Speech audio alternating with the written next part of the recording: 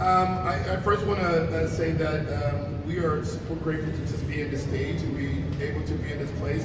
So we're really grateful and thankful for God for putting us in this situation. But we also want to say, we know we're LaSalle's a championship team, and for us, as I left the house today, I kept saying to myself, we have to beat one of the big teams in this tournament in order for us to finally arrive. With a sophomore, and a freshman, we have to eventually have a level of maturity level where we can win one of these games when it's close. And if we can, we feel like the sky's the limit for this team. And so I'm so happy with these guys because we knew they were going to make a run in the second half. We knew they were going to come out a little more impressive. But we practiced really hard on Friday. Maybe those are our fans, I'm not sure who's yelling. But I don't know. I'm always at a loss of words, which is unheard of, but I will say this.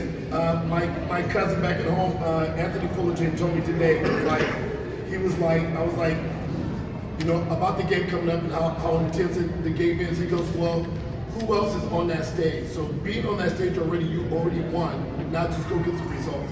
So I'm grateful for my cousin for those words of wisdom the other day, this morning. And then Kirby, my God, incredible. John Ray, incredible. Jedrick was 100% the first half. I'm not sure what he finished with, but the future at FAU is right here, and the sky's the limit for them. We continue to work hard. Thank you to Jedrick. You have 10.6 rebounds, 1 assist.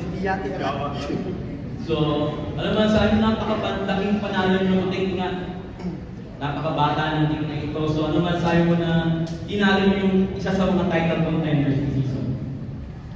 We're talking about now, not next year, no? We're talking about this year. I know. Okay, ulit nga.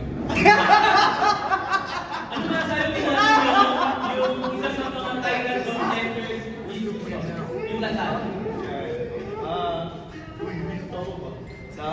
Para sa akin lang, tsaka para sa amin yung team, talagang nag-focus lang kami ng these past days kasi naramdaman namin yung pagiging hard ni Coach Sean sa amin nun sa pagkatalo namin sa NU. But at the end of the day, nag-respond lang kami ng tama. Tsaka itong panalo na ito, malaking kumpiyansa na magpapaboost sa amin para sa next games, para makamit namin yung pinapangarap namin title for spot. So yun, tatrabahuin pa namin hanggang sa mga kaya namin. Thank you to Kirby at 10 points, 10 rebounds, 7 assists, 1 and 1 block. Another great all-around performance for this rookie. So, ano mga sabi mo na nadali na rin kayo sa Lawakas after 3 years against LaSalle? Being isang rookie, ano mga sabi mo na ito, umamit kayo ulit sa dulo? Sa wakas, may check. Yun nga, sa wakas, kami. Ano lang, grabe din yung preparan namin sa practice na nasa Philippines. Si Coach Sean, nakita namin din sa practice na sobrang parang ano na siya, sobrang focus niya galit, parang kung galit siya sa amin na parang pinapakita niya namin na kaya namin. Yun nga, binigay lang namin yung best namin. Yun, kailangan na mag-respeto sa kalaban. First of all, yun na kasi kaya mong hindi, bago kasi yung LaSalle game, sobrang na-frustrate si Coach Sean sa akin.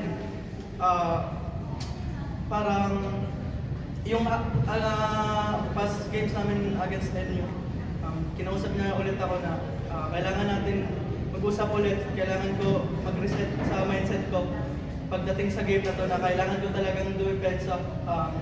Ayun, nadala ko naman ngayong game na to, nag-respond naman ako sa ginawa ni Coach Sean sa akin. Lagi namang ganyan si Coach Sean sa akin, pag bad game ako, lagi niya akong ginagabayan lagi na kailangan natin ganito, kailangan mo pa mag-improve ng ganito. So, ngayong game, sobrang pasalamat namin kay God talaga kasi kung wala kung di kami ginabayan ni God nung first ngayong game na to, siguro wala na kami sa contender sa Final Four. So, yun. Sobrang saya kasi ilang years kaming dinanalo sa LaSalle, di ba? siguro mga 3 years ba? 3 years. So, sobrang laking boost sa confidence namin to pagdating sa last 2 games namin.